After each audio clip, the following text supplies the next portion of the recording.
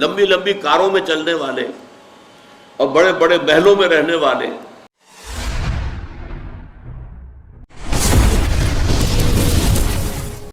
السلام علیکم ورحمۃ اللہ وبرکاتہ. آج کی اس ویڈیو کے اندر ہم یہ جانیں گے کہ ڈپریشن، پریشانی اور غم کیوں آتے ہیں، ان کی اصل وجہ کیا ہے. تو ان ساری باتوں کو جاننا ہر انسان کے لیے بہت زیادہ ضروری ہے، تو آپ نے اس ویڈیو کو آخر تک ضرور دیکھنا ہے. تو آئیے بغیر ٹائم ضائع کے بغیر اس ویڈیو کو شروع کرتے ہیں. انسانوں کی عظیم اکثریت کیسی کیسی مشکلات کے ساتھ دوچار ہوتی ہے.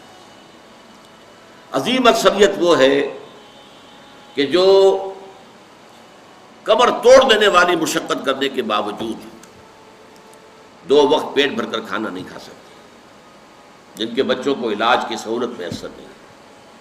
مشقت، محنت، تکلیف، نہ صرف محنت و مشقت. محنت و مشقت کے اعتبار سے تو ہم یہ کہہ سکتے ہیں کہ انسان بھی لدو اونٹ کے مانند ہے یا کولو کے بیل کے مانند ہے، لیکن حیوان اور انسان میں اس اعتبار سے بڑا فرق ہے. انسان میں احساسات، رنج، غم، صدمہ. کسی جانور کا بچہ جب جوان ہو گیا، اب اس کے بعد وہ جانے اس کی زندگی علیحدہ ہے، والدین کی علیحدہ ہے، والدین بھی پتہ نہیں کوئی ان کا جوڑا ہے کہ نہیں مستقل. لیکن یہاں کیا ہوتا ہے؟ یہاں جس اولاد کو پالا پوسا، جنہیں اپنے جگر کے ٹکڑا سمجھ کر اور اپنا پیٹ کاٹ کر جن کو پالا ہے، اگر وہی بیٹا جوان ہو کر سینہ تان کر بات کرتا ہے، یا جیسا کہ آپ سنتے ہیں باپ پر ہاتھ اٹھا لیا ہے، ماں کو مار دیا ہے، قتل کر دیا ہے، جو صدمہ اس وقت انسان کو ہوتا ہے کیا کسی حیوان کو ہوتا ہے؟ یہ صدمات، یہ رنج و غم. قرآن مجید میں ایک پوری سورہ مبارکہ ہے اسی پر، جس کا مرکزی مضمون یہی ہے: لا اقسم بہذا البلد وانت حل بہذا البلد ووالد وما ولد لقد خلقنا الانسان فی کبد. میں جو ابتدائی قسمیں ہیں ان کو اس وقت تشریح نہیں کروں گا، اس لیے کہ وہ ہمارا اس وقت کا موضوع نہیں ہے. جس چیز پر قسمیں کھائیں اللہ نے 3: لا اقسم بہذا البلد وانت حل بہذا البلد ووالد وما ولد. 3 قسمیں کھا کر بات کیا کہی؟ ہم نے انسان کو محنت اور مشقت ہی میں پیدا کیا ہے.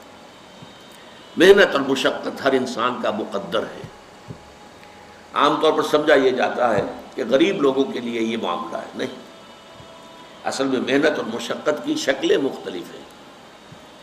کوئی شخص دفتر میں بیٹھا ہوا مشقت کر رہا ہے، کسی کی ذہنی مشقت زیادہ ہے، کسی کی جسمانی مشقت زیادہ ہے. یہ جسمانی مشقت والا جو ہے تھک ہار کر رات کو سوتا ہے تو صبح کی خبر لائے گا، وہ پوری طرح ٹانگیں پھیلا کر سوتا ہے.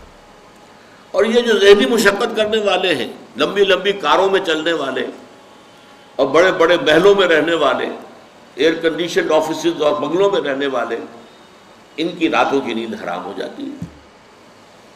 ان کو جو مسائل درپیش ہوتے ہیں، انہیں جو صدمے ہوتے ہیں، انہیں جو فرسٹریشنز ہوتی ہیں، یہ نقصان ہو گیا ہے، یہ معاملہ ہو گیا ہے، فلاں نے یہ کر دیا ہے، فلاں پرابلم پیدا ہو گیا ہے، یہ ساری چیزیں جو ہیں یہ اس غریب مزدور کے لیے نہیں ہوتی. آپ کو معلوم ہے ہپنوٹکس کی ضرورت جو ہے انہی عمرا کو ہوتی ہے، سیڈیٹیوز کی ضرورت انہی کو ہوتی ہے، ٹرینکولائزرز انہی کو چاہیے. انہیں نرم گدیلوں کے اوپر نیند نہیں آتی. تو مشقت اور محنت ہر ایک کے لیے ہے. صدمہ، غالب نے بہت خوب کہا تھا، قید حیات و بند غم اصل میں دونوں ایک ہیں. موت سے پہلے آدمی غم سے نجات پائے کیوں؟ یہ انسان کا مقدر ہے، یہ تو ہو کر رہنے والی شے ہے. غم تو رہے گا، صدمہ رہے گا. آپ کو شاید یاد آیا ہو، ایک بڑی عظیم ہستی گزری ہے انسانی تاریخ میں، گوتم بدھ، کپل وستو کا شہزادہ. At the prime of his youth, 30 برس کی عمر، اس نے مشاہدہ کیا لوگوں کو، لوگ دکھوں میں ہیں، لوگوں کے لیے مصیبتیں ہیں، لوگوں کے لیے تکلیفیں ہیں. ایک اندھا آدمی دیکھا اس نے چلتا ہوا جو ٹھوکر کھا کے گرا اس کے نگاہوں کے سامنے. اس نے سوچا یہ کیا ہو رہا ہے، کیوں ہے یہ اندھا کیوں ہے؟ کسی کو اندھا پیدا کر دیا جاتا ہے، پیدائش کے اندھا.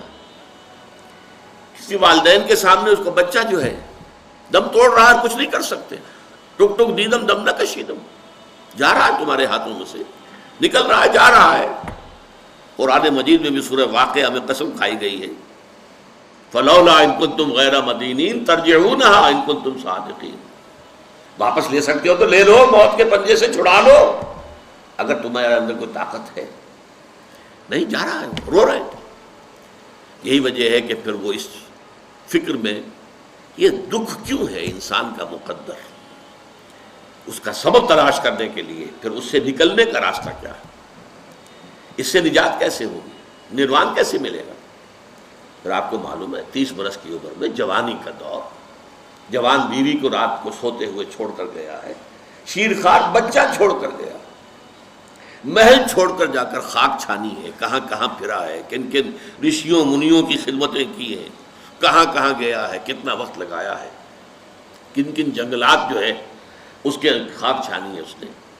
بہرحال اسے کیا ملا کیا نہیں ملا یہ میں اس سے بحث نہیں کرتا، اس لیے کہ ظاہر بات ہے کہ وہ حضرت مسیح علیہ السلام سے بھی قبل کی شخصیت ہے، اور اکثر لوگوں کی تعلیمات بگڑ گئی ہیں۔ حضرت مسیح علیہ السلام کی تعلیمات اگر قرآن مجید ہمیں نہ بتائے تو ہمیں کیسے معلوم ہو کہ ان کی اصل تعلیم کیا تھی۔ عیسائی جس مسیح کو ماننے والے ہیں اس مسیح کو تو ہم نہیں مانتے، اللہ کا بیٹا تو ہم نہیں مانتے، لیکن اگر قرآن مجید واضح نہ کرتا تو ہمیں کیسے معلوم ہونا۔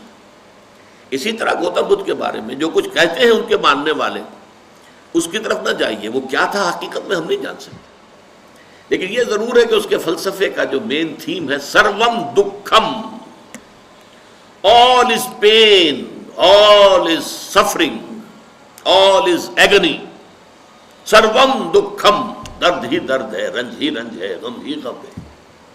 قید حیات و بند غم اصل میں دونوں ایک ہیں، موت سے پہلے آدمی غم سے نجات پائے گا۔ لیکن اس اعتبار سے اگر آپ غور کریں گے تو چلیے انسان حیوانات کی صف میں آ گیا بس، لیکن نہیں، انسان کی ہیومن ٹریجڈی کا نقطہ عروج بالکل ایک اور ہے۔ مرنے کے بعد پھر اٹھایا جائے گا، پھر جواب طلبی ہوگی، کیا کرتے رہے زندگی بھر؟ تم نے حقیقت کو پہچاننے کی کوشش کی، تم نے حق پر چلنے کی کوشش کی، یا تم نے ظلم کیے، زیادتیاں کی، ناانصافیاں کی؟ آؤ حساب دو۔ حیوان سے یہ محاسبہ نہیں ہے، نباتات اور حیوانات اس سے بری ہے، انسان ہے۔ اس پر بھی ایک سورت ہے قرآن مجید کی، سورۃ الانشقاق، یا ایھا الانسان انک کادح الی ربک کدحا فملاقیہ، اے انسان تیرا معاملہ یہ ہے، تو مشقت پر مشقت جھیل کر، تکلیفیں پر تکلیفیں برداشت کر کے پھر ایک دن اپنے پروردگار کے حضور میں حاضر ہوگا جواب دہی کے لیے۔ ثم لتحسبن بما تعملون، حضور کی ایک خطبے میں جو الفاظ آتے ہیں، واللہ لتموتن کما تنامون، خدا کی قسم تم سب مرو گے جیسے کہ ہر روز شام کو سو جاتے ہو، رات کو سو جاتے ہو۔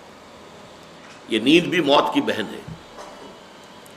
ثم لتبعثن کما تستيقظون، لیکن پھر جیسے روزانہ صبح بیدار ہوتے ہو ایسے ہی ایک صبح قیامت آئے گی کہ سب اٹھا لیے جاؤ۔ ثم لتحسبن بما تعملون، پھر تمہارا محاسبہ ہوگا، that grand accountability، وہ مسئولیت عظیم، پوری زندگی کا حساب، چھوٹی سی چھوٹی باتیں۔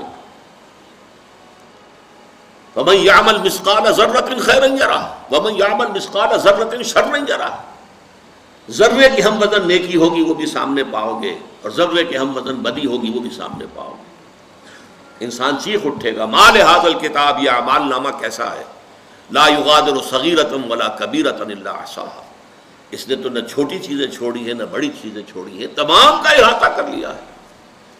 وہ محاسبہ ہوگا، اور اس کے بعد جزا و سزا کے فیصلے ہوں گے۔ بہت مبارک ہوں گے، خوش قسمت ہوں گے وہ لوگ جو جنت کی طرف بھیج دیے جائیں۔